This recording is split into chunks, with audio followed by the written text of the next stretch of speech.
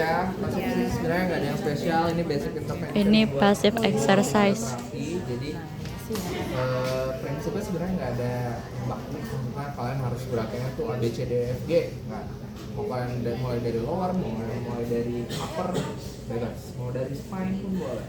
Gitu. Jadi intervensi ini nanti juga bisa sebagai modal kalian untuk assessment. Gitu. Jadi misalkan ketika kalian melakukan pasif, kalian nemuin oh ada keterbatasan nih di sendinya. Karena apa? Karena muskularnya kah atau karena sendinya? Itu nanti kalian bisa analisa lebih lanjut. Gitu.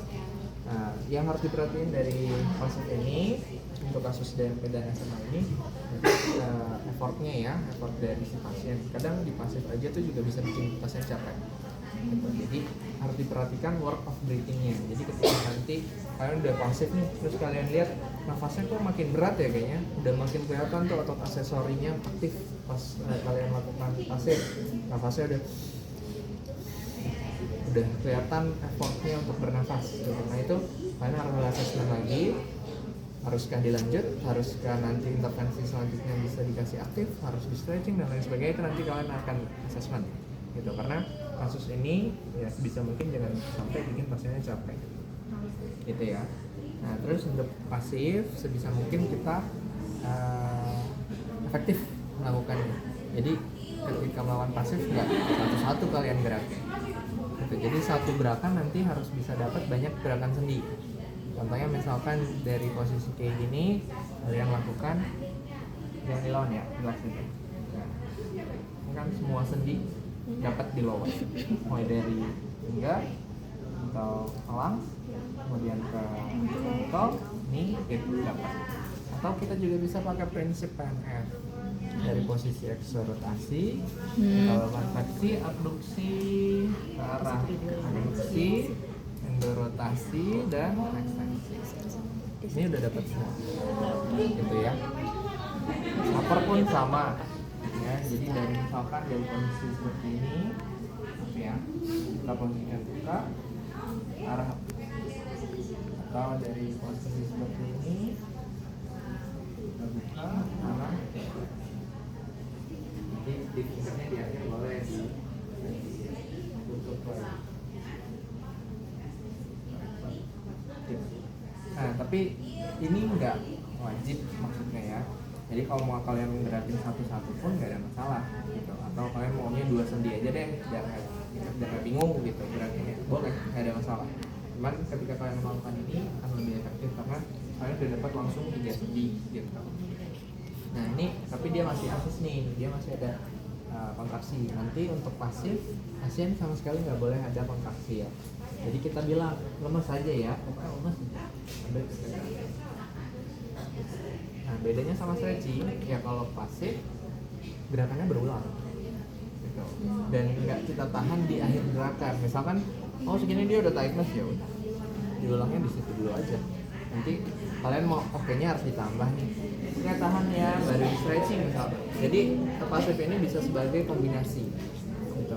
Atau kalian nemuin keterbatasan nih, kalian kayaknya stiff nih, bukan kalian cek dari ototnya, nah, kayaknya ototnya biasa aja, boleh kalian kasih mobilisasi dulu.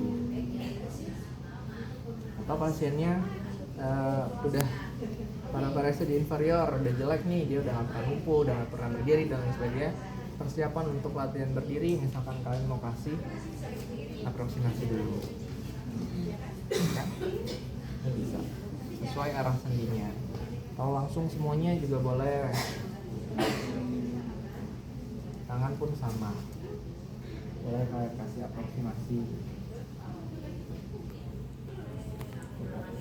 Ya, terus mulai ke spine, boleh kalian misalkan lakukan rotasi di spine kan, rotasi. Dia fleksi pelan-pelan, yang kakinya agak berat harus hati-hati. Nanti kombinasi fleksi, rotasi. Nanti kalau anak sih harusnya lebih gede ya. Terus mulai ke vertikal, maaf ya. Vertikal bisa kalian mobilisasi juga. Terus aja. Bahkan dari fleksi, dia nanti rotasi, dia lateral fleksi, dia nanti pokoknya semua sendi yang bisa digerakkan, gerakin. Nanti ketika kalian menemukan problemnya, bisa kalian assessment untuk intervensi lanjutan. Bisa juga nanti misalkan sambil kombinasi, awal-awalnya pasif dulu, lama-lama nanti kalian minta untuk aktif pelan-pelan asistif. Yuk dorong pelan-pelan. Nah, cuman kan balik lagi ya, ini kan nggak boleh bikin dia capek, dan effort dia yang dikeluarkan juga tadi kan di PP itu cuma bisa 20-30% supaya dia nggak capek. Cuman kan ukur 20-30% susah. Jadi yang penting dia ada kontraksi sedikit aja, kita nggak usah nahan. Yuk dorong. Nah, kita asis aja. Yang penting dia ada kontraksi, mau gerakin. Dorong. Oke, tekuk lagi pelan-pelan, tekuk. Gitu. Jadi nanti lama-lama dari pasif jadi asistif, baru nanti lama-lama aktif sendiri. Yuk coba tekuk. Ini udah aktif. Kalau masih kita pegang, masih kita arahin, itu masih pasif. Oke ya. Ada yang mau tanya? Kalau nggak ada, kita coba.